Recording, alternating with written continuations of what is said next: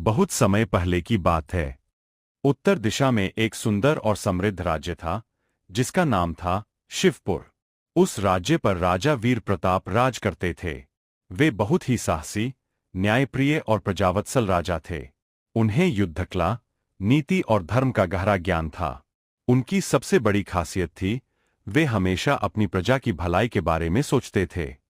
राजा वीर प्रताप हर सुबह दरबार में बैठकर लोगों की समस्याएं सुनते और तुरंत न्याय देते।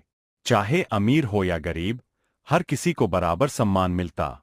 एक बार की बात है, एक गरीब किसान रोते हुए राजा के पास आया।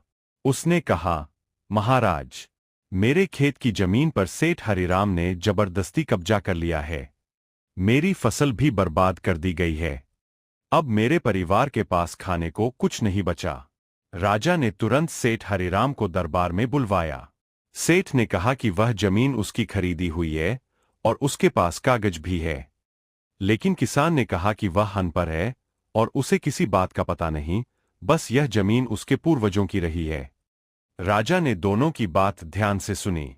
फिर उन्होंने अपने मंत्री और भूमि निरीक्षक को आदेश दिया कि गांव जाकर सच्चाई पता लगाए। अगले ही दिन रिपोर्ट आई कि जमीन असल में किसान की ही है और सेठ ने धोखे से कागज तैयार कराए हैं। राजा को यह जानकर बहुत क्रोध आया।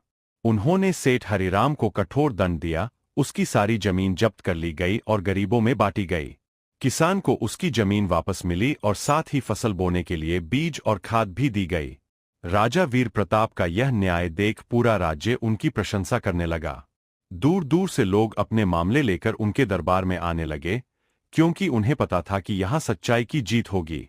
राजा न केवल न्यायप्रिय थे, बल्कि वे युद्ध में भी बड़े वीर थे।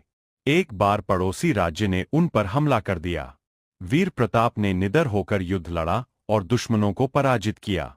लेकिन युद्ध जीतने के बाद भी उन्होंने शांति की राह चुनी और शत्रु राजा को क्षमा कर दिया। इसके बदले वह राज्य उनका मित्र बन गया। राजा वीर प्रताप ने राज्य में स्कूल, अस्पताल और कुएं बनवाए। उन्होंने यह सुनिश्चित किया कि कोई भी भूखा न सोए और हर बच्चा पढ़ सके।